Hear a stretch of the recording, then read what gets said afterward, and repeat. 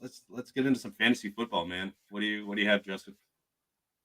So what I'm going to have is week one, right? Everybody just drafted their teams. Everybody's excited. So I got top five at each position of people that are going to do well for you. Okay. So going into week one, right? I'm going to start off with quarterbacks, everybody's favorite position, right? I know Houston's very excited about CJ Stroud for a lot of reasons. CJ Stroud is the future of that franchise, and he's going to do a lot of great things. The kid's going to throw for thousands of yards every year. Houston Texans fans have a lot to be excited for. All right. CJ Stroud's coming in for me. He's going to be my number two quarterback. Okay.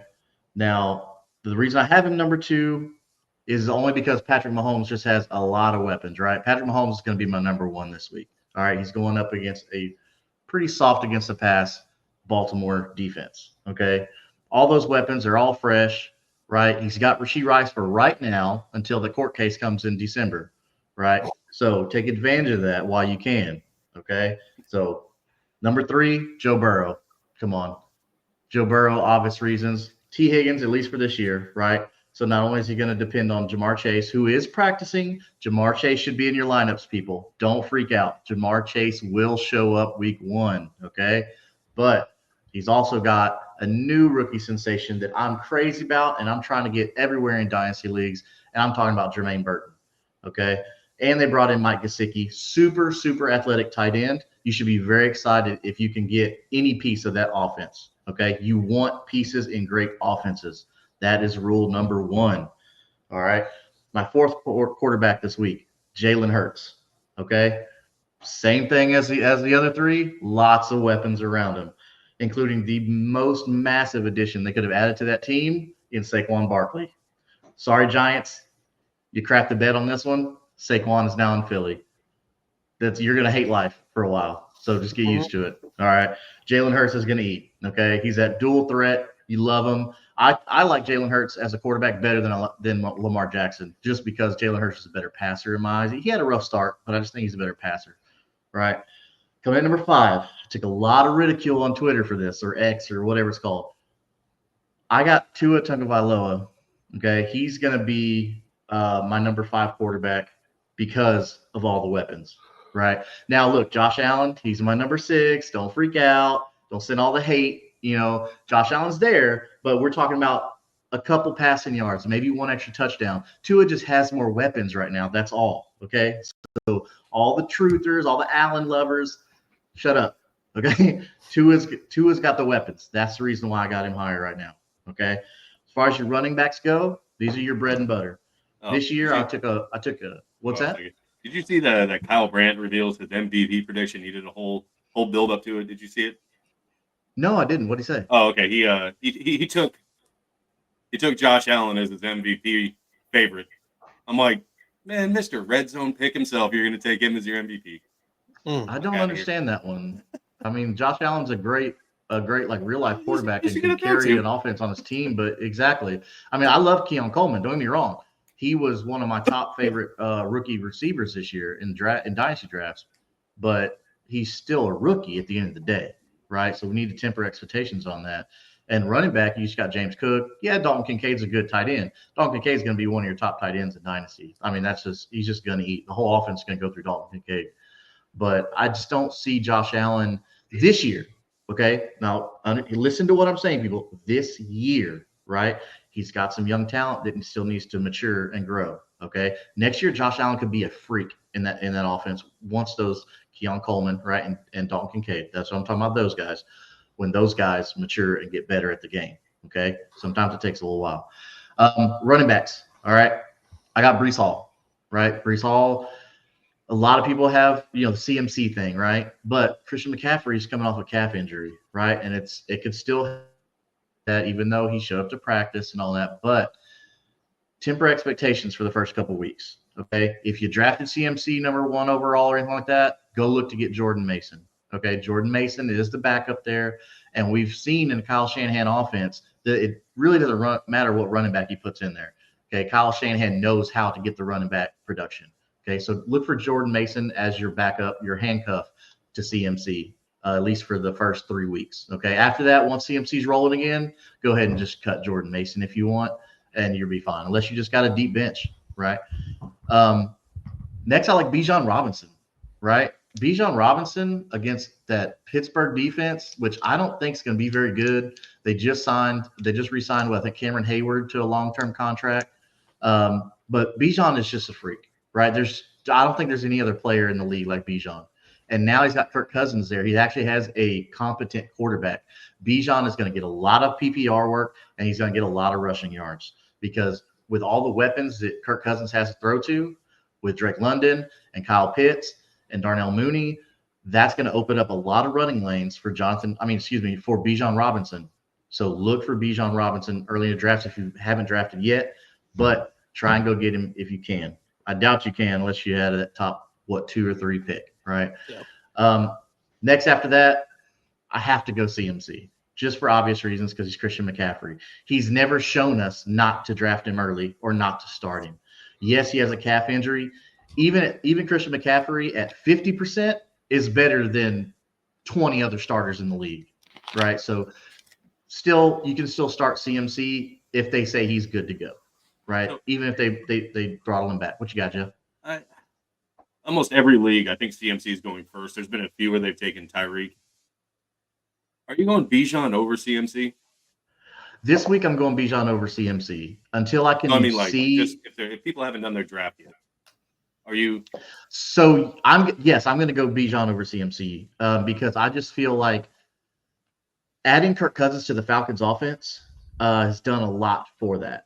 And Bijan and CMC have a lot of the same traits. They're both strong runners and they're both great pass catchers, right? CMC is starting to break down his body wise because we got to think we're looking for the whole season, right? CMC is going to break down at some point. Bijan's still young. I'm going to go Bijan Robinson first overall if I have the first pick, unless you get auto-drafted, which kind of is going to suck for you, and it's going to auto-draft you CMC on accident.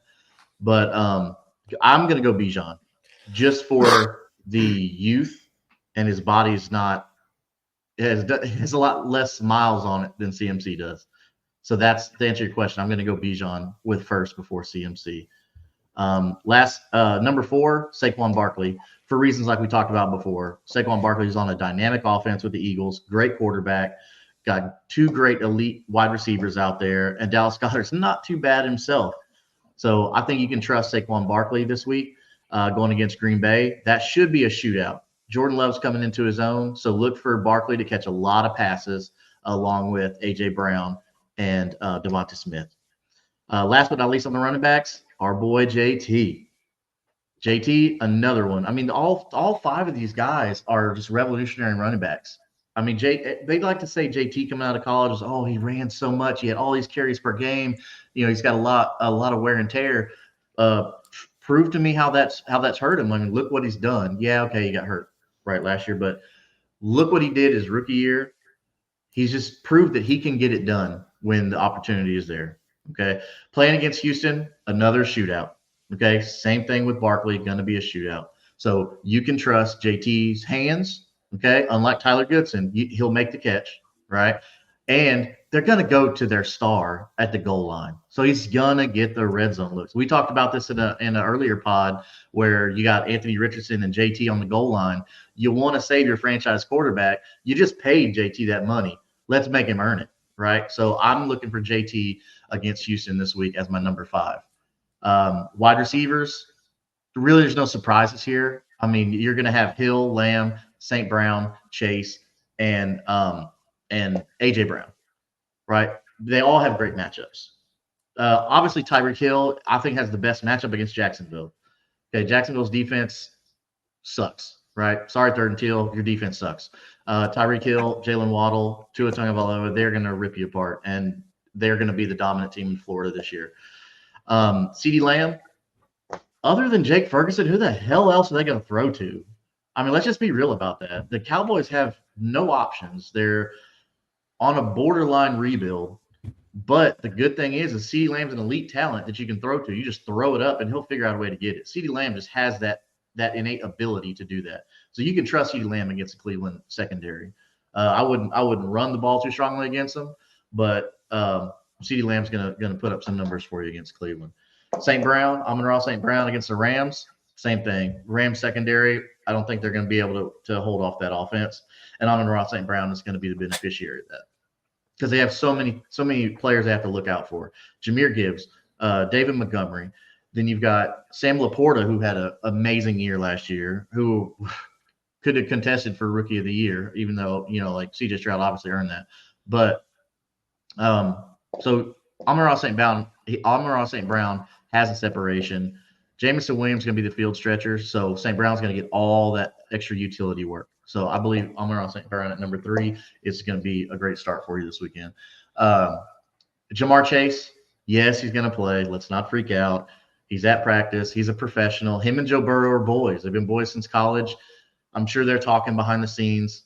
Ja'Marr Chase will be there. And against New England, why wouldn't he play? I mean, that's like a bye week, right? So Ja'Marr Chase is going to eat for you. Don't worry. Lastly, A.J. Brown on the wide receivers against Green Bay. I already mentioned it's going to be a shootout, right? There's going to be so many points in this game because Green Bay is loaded at wide receiver and Jordan Love's coming into his own. They're a little questionable at running back. But, I mean, Josh Jacobs is all right, but still questionable, right? But the Eagles, you have nothing to worry about with that offense. They know what they're doing over there, so you can trust that. Tight ends, real quick. I got Sam Laporta against the Rams at number 1. Sam Laporta, I don't look to hit the brakes at any point. He's probably just going to keep going with what he did last year and keep it rolling. Mark Andrews, lack of options, right? Zay Flowers is good, but Mark Andrews is the number 1 in that offense. That's just the truth of it. They're going to try and get Derrick Henry involved, but all that's going to do is open up more passes for Mark Andrews. So you can trust Mark Andrews at number 2. Number 3, I've got Dalton Kincaid against Arizona. Another weak defense. And a Bills scout has already come out and said that, yes, the offense is going to run through Dalton Kincaid. So that's going to be the first look for Josh Allen. So you can trust Dalton Kincaid. Set him, forget it. If you aren't already setting them and forget it, what are you doing, right? You're clearly not following me. You need to because I'll help you out. Travis Kelce, that rapport with Mahomes, even though it's Baltimore and they're really good against short passes, Travis Kelce is going to still get his work. For the time being, he's still Travis Kelce, right? Now, in Dynasty, I would be selling Travis Kelce for any 25 first that I can get because Travis Kelce is about to hit that wall hard. Not only is he older, right, so he's going to hit that, which tight ends can get older in Dynasty and be fine. Like 30 is nothing for a tight end. 30 is actually semi-prime for some guys, right? So, but Kelce is about to hit that wall. Plus, his attention's really at every other place. One, you've got Taylor Swift on one side, and then 2, you've got his podcast with his brother that just got bought by Amazon for crazy amount of money. So his focus and attention is other places right now. So if you're in Dynasty leagues, right, listen to me, Dynasty, I would look to sell Kelce if you're not a 100% contender this year. So my last tight end for week 1 is going to be Evan Ingram against Miami. Okay. Trevor Lawrence, he's still doing okay, right? He's not what everyone thought, not what I thought he was, right? I thought he was going to be the next Andrew Luck. But, hey, there's still time. He's young. That's fine. Evan Ingram has produced for you in the past in redraft. Ever since he left New York, he's found his footing in Jacksonville. So good for Evan Ingram. I'm very happy for him. He came out and had a great rookie season, and after that, it was all downhill. New York just ruined his potential there. Yep. But you got Christian Kirk, who's healthy now. They just cleared him today. He's healthy, so he'll play. Christian Kirk's going to get his work, but Trevor Lawrence is going to be under pressure. So look for Evan Ingram to be that quick dump off for Trevor Lawrence until they can open up that offense week 2, week 3, like that. So those are my top 5s at each position. Let me know what you think. Leave a comment. Hit me up on Twitter, X, whatever. I'd love to talk to you about it. I know some of these you may not agree with. Some of these you might. Some of these are chalk, but that's because some of these guys are just elite players.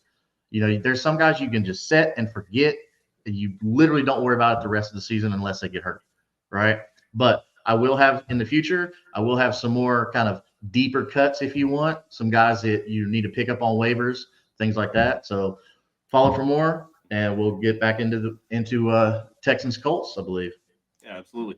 Yeah, if you want any advice, start, sit, this guy versus this guy, drop a comment, let us know. We're usually pretty fast to respond. DM me, let me know. Like I'll respond to DMs. Yeah, go ahead. I love interaction.